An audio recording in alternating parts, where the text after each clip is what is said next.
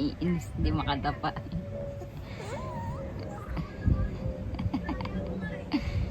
Kaya mo yan. Lahat ng bagay pinaghihirapan. Ang uso.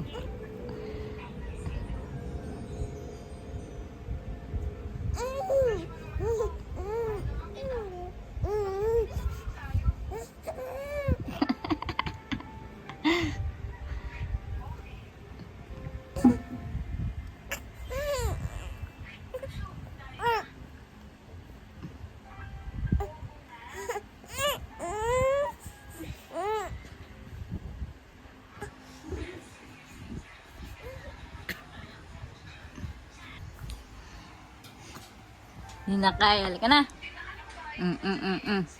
Gusto na kasi agad lumaki eh. Sabi ko baby lang muna eh.